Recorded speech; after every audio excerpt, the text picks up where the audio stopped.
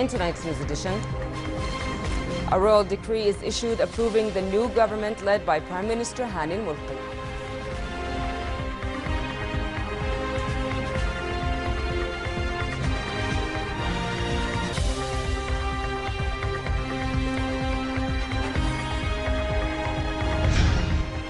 The Prime Minister replies to the letter of designation pledging to implement His Majesty's directives.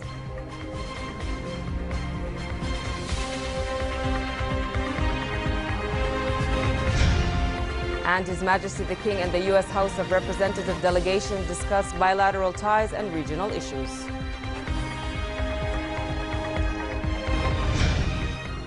Good evening and welcome to the news at 10. The new Prime Minister Hani al-Mulki and his cabinet were sworn in before His Majesty the King during an official ceremony. At the end of the news bulletin, we will have a full report of the official ceremony.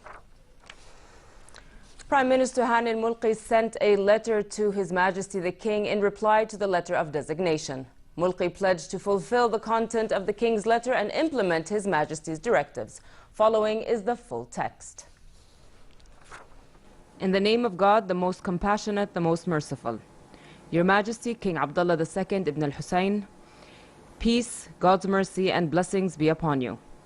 I am honored to convey to Your Majesty my sincerest expression of loyalty and faithfulness as your country celebrates national occasions that are dear to all the faithful Jordanian men and women, embodied in the 70th Independence Day, the Great Arab Revolt Centennial, and the Arab Army Day.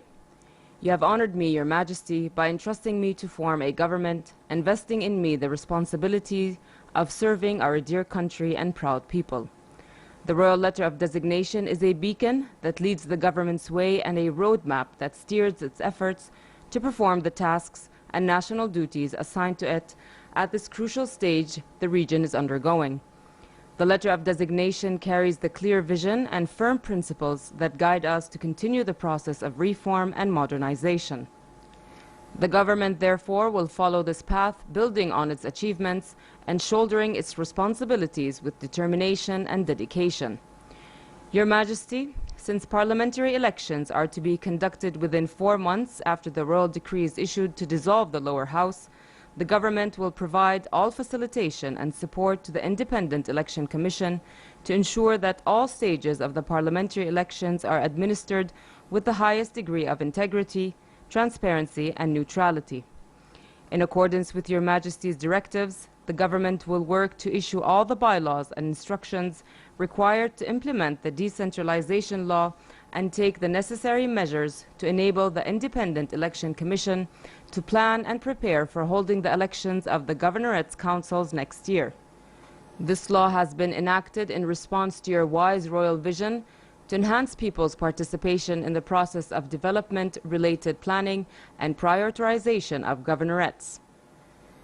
This will be done in a way that translates Your Majesty's directives into concrete practices in order to establish a developmental role for governorates' councils and affiliated agencies and ensure a fairer distribution of development gains. Towards the implementation of Your Majesty's vision of comprehensive reform, the government will commit itself to immediately carrying out a series of administrative measures and reforms aimed at entrenching the principle of the rule of law, developing administration, and enabling government leaders to realize the envisioned change. The values of justice, equality, and equal opportunity Your Majesty has underlined on more than one occasion will be our main target, and we will work towards translating them into concrete practices, resulting in tangible outcomes for citizens. Your Majesty, we will also develop the performance of the government apparatus through measures designed to improve work and realize achievements, as well as through setting standards and benchmarks to track performances as a way of evaluating the achievements and performance of officials. The government will streamline administrative procedures in ministries and government agencies in parallel with the government's program to computerize workflows through the e-government project, which we will complete speedily and professionally to service citizens, ensuring the highest levels of transparency and integrity. The government realizes that the letter of designation was clear in stating that the main criterion to evaluate the performance of the ministerial team is the achievements it makes and the services it offers to citizens. In this context, we assure Your Majesty that the government will work with perseverance and genuine will, without hesitation or excuses, and with determination and courage to provide services of the quality our dear citizens are worthy of. Your Majesty, the government fully realizes the repercussions of the regional circumstances and their impact on the country's economic situation. Pushing up growth rates, enhancing the national economy's competitiveness, and generating jobs are top priorities that necessitate an integrated package of measures reflecting the Jordan 2025 vision. The preparation of these measures will begin in the coming few weeks as the government is fully aware of what the letter of designation stated in this regard. The government will also carry on with economic reforms and the execution of related strategies, including the employment strategy, and revisit legislation to stimulate growth, improve business and investment environments, and maintain fiscal and monetary stability of the state. The government will seek to tackle the high debt-to-GDP ratio by taking a series of reform measures that will increase economic growth, stimulate the private sector to invest in developmental projects, and enhance public spending efficiency, all in a way that reflects positively on future generations. The government will also prepare the developmental and investment projects listed under the Jordan Investment Fund Law, which are expected to help stimulate growth and create jobs for Jordanians. In this context, the government pledges to expedite preparations to hold Saudi-Jordanian Coordination Council meetings so as to enhance the solid and deeply rooted economic ties between our two brotherly countries. Your Majesty, the influx of Syrian refugees to Jordan has had tremendous repercussions that have amplified the challenges and continue to add to the burdens on our economy. The government is committed to working closely with the international community to secure Jordan with the support it deserves due to the humanitarian role it is playing. Accordingly, it will follow up on the implementation of the London Donor Conference's outcome to ensure that Jordan receives the required support to continue providing refugees with their basic needs. The government is aware that poverty and unemployment pose the major challenge facing our country. Such a challenge necessitates that the government draws up and executes developmental programs for all governorates in a way that enhances the productive aspects of these programs and contributes to creating jobs and alleviating the economic hardships citizens are facing. Regarding education policies, the government will work closely with the Royal Commission for Human Resources Development to implement agreed-upon recommendations with the aim of tuning the outcomes of education, particularly vocational training, to labor market demands. As for the health sector, the government will work on the improvement of the healthcare system as well as the electronic connectivity and computerization of the sector. We will support the role of the Healthcare Accreditation Council to enable it to carry out its significant task of raising the performance of medical institutions. The government will also work to improve health services offered to citizens and foster medical tourism, which represents an added value to the national economy. With regards to the energy sector, which is vital in building the Jordanian economy, the government will continue to execute the energy strategy and diversify sources of energy, especially alternative and renewable energy, liberalize the oil derivatives market in a way that guarantees competitiveness in favor of citizens, and complete mega projects in the sector.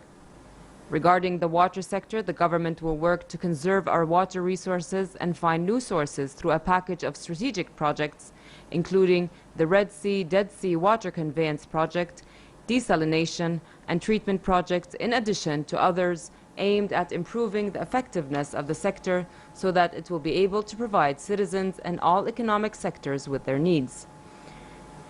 In the transportation field, the government will accelerate the implementation of the projects with economic and developmental potential, which have already undergone feasibility studies, especially those related to the railway plan and public transportation, with the aim of enhancing the competitiveness of the various export and productive sectors and ensuring proper services to citizens. The government also realizes the immense challenges facing the tourism sector, which is a major employer in our country, and the need to work out effective solutions to support this vital industry so that it can overcome the obstacles it is currently facing and develop it to become a key source of income for our national economy. We also assure Your Majesty that supporting youth will be at the core of this government's actions and policies through a Ministry of Youth that communicates with youth, immunes them intellectually and economically against extremism, bigotry, and exclusion, and paves the way for them to play their role in building the Jordan of tomorrow. Youth are the means and the end of change, and they must be equipped with knowledge, skills, and the intellectual foundations that reject extremism. We will work to instill in them noble religious and social values derived from our religion and culture to be the reference steering their behavior. As part of its social policies, the government will be keen on raising the rate of women's participation in all sectors, applying the principles of justice and equal opportunity, and tapping the potential of half the population, bearing in mind that this would boost our economy and advance our dear country. Out of its commitment to implementing Your Majesty's directives to create a suitable and conducive environment for the judicial branch to perform its duties and ensure justice and equality, the government will constantly cooperate and coordinate with the judiciary to provide it with all its needs to develop and modernize the judicial apparatus so it can carry out its noble mission. Your Majesty, at the foreign policy level, the government is committed to building on Jordan's stance on various issues, enhancing the well-respected position it has earned amongst countries of the world through its diplomacy and honoring international covenants and treaties. The government will continue offering support to our Palestinian brethren in establishing their independent state on their national soil and employ our distinguished international ties to serve this just cause. We will also give special attention to safeguarding the holy sites of Jerusalem in fulfilling Your Majesty's religious and historical responsibility and the Hashemite custodianship of the holy sites. The government also pledges to continue efforts to combat terrorism and fight the Khawarij of this age, defend our religion and its noble values, and provide all the support to the defenders of the nation in the Jordan Armed Forces, Arab Army, and security agencies. As I have the honor to present the names of my ministerial team seeking Your Majesty's endorsement, I pledge we will do our utmost to meet expectations as we serve our dear people and work to advance our precious country, asking Almighty God to keep and guide Your Majesty on the right path. Peace, God's mercy, and blessings be upon you. And now we have the full report of the new Prime Minister and his cabinet being sworn in before His Majesty the King. A royal decree was issued approving the new government led by Prime Minister Hani al-Mulki. Following is the lineup of the new cabinet. Hani al-Mulki, Prime Minister and Minister of Defense. Jawad al-Anani, Deputy Prime Minister for Economic Affairs and Minister of Industry, Trade and Supply. Mohammed Dneibat, Deputy Prime Minister for Services Affairs and Minister of Education. Mohammed Nasser Joude, Deputy Prime Minister and Minister of Foreign and Expatriate Affairs. Salame Hamad, Minister of Interior. Hazem al-Nasser, Minister of Water and Irrigation. Adel Twaisi, Minister of Culture. Musa al-Ma'aita, Minister of Political and Parliamentary Affairs and Minister of State. Imad Fakhouri, Minister of Planning and International Cooperation. Ali al-Ghazdawi, Minister of Labor. Mahmoud al-Shiyab, Minister of Health. Wajih Awais, Minister of Higher Education and Scientific Research. Yahya al-Kasabi, Minister of Transport. Yasin al-Khayyat, Minister of Environment. Walid al-Masri, Minister of Municipal Affairs. Ibrahim Saif, Minister of Energy and Mineral Resources. محمد المومني, Minister of State for Media Affairs. سامي الهلسي, Minister of Public Works and Housing. بسام التلهوني, Minister of Justice. عمر ملحس, Minister of Finance. رضا الخوالدي, Minister of Agriculture. رامي وريكات, Minister of Youth. فواز رشيدات, State Minister for Prime Ministry Affairs. وائل العربيات, Minister of أوقاف and Islamic Affairs. ياسر غوشة, Minister of Public Sector Development. لينا عناب, Minister of Tourism and Antiquities. خولة العرموطي, Minister of Social Development. خالد حنيفات, Minister of State. The ceremony was attended by a number of royal family members, the royal court chief, the king's advisor for military affairs, and the chairman of the Joint Chiefs of Staff, the king's advisor for national security affairs, and the director of the intelligence department, the director of the king's office, the king's advisors, and the royal court secretary general. Hiba Al-Atoum for the news at 10. The Prime Minister said achieving economic, social and political development to serve citizens is a top priority in the government's program in order to continue the political reform process, including holding the elections as scheduled. Following the formation of the new government, Mulqi said in his first statement that the government will fully cooperate with the Independent Elections Commission and provide it with full support to hold fair and transparent parliamentary elections. لخطاب مولاي صاحب الجلالة خطاب التكليف السامي يجد أن هذا الخطاب كان واضحا. Anyone who follows up the royal letter of designation will find that it put in place an accurate program for the government's work, and we hope to implement it in a transparent manner. We find in the royal letter of designation that serving citizens socially, economically and politically is a top priority. The royal letter also included a full support to the Independent Election Commission in order to hold the upcoming elections in a fair and transparent manner. The government will start as of today, issuing instructions to implement the decentralization law, and this issue will be finished by next year. The cabinet held its first meeting headed by Prime Minister Hani Mulqi following the formation of the new government. The Prime Minister and the cabinet members expressed their appreciation and pride of the Royal Trust, pointing out that the letter of designation is clear and considered as a framework for the government in the upcoming period. Mulqi also visited the Independent Election Commission, where he met its president, Khallad in the presence of a number of ministers and other officials. He said his visit to the commission comes in implementation of His Majesty's directives in the letter of designation to provide all forms of support to the commission to enable it to carry its mission in a fair and transparent manner. The government, he said, will not interfere in the commission's work and its supervision of all stages of the election process.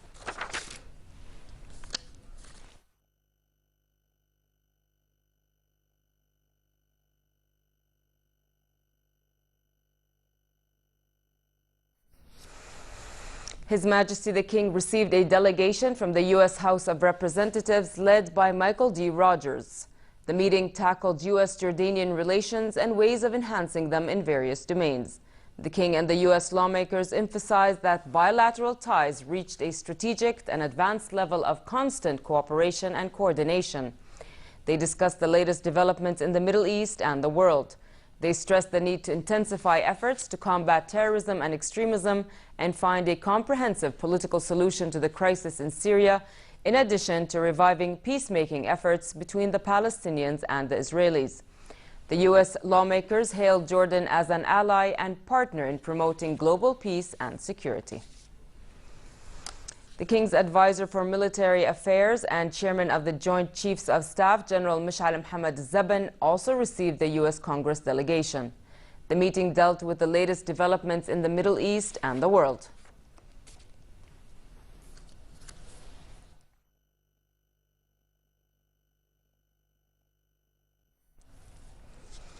Chief of the Royal Court, Fayez Tarawne, received Chairwoman of the Foreign Affairs Committee in the French Parliament, Elizabeth Guillogo, who is also president of the Anne Lind Foundation. Tarawne and Guigou discussed French-Jordanian relations and ways of cementing them in various domains, especially in legislative and parliamentary affairs. The French lawmakers spoke about the Anne Lind Foundation, of which Jordan is a member, and its efforts to promote dialogue and understanding between people and cultures. In another meeting, the Royal Court Chief also discussed with members of delegation from Germany's Federal Academy for Security Police the latest development in the Middle East and Jordan's efforts to maintain global peace and security. Tarawne highlighted the kingdom's efforts to support counter-terror efforts in addition to the Syrian refugee crisis.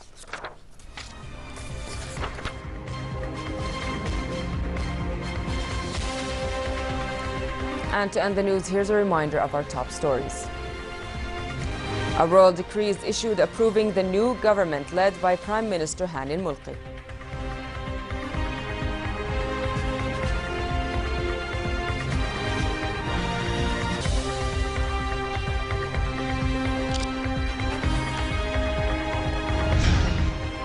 The Prime Minister replies to the letter of designation pledging to implement His Majesty's directives.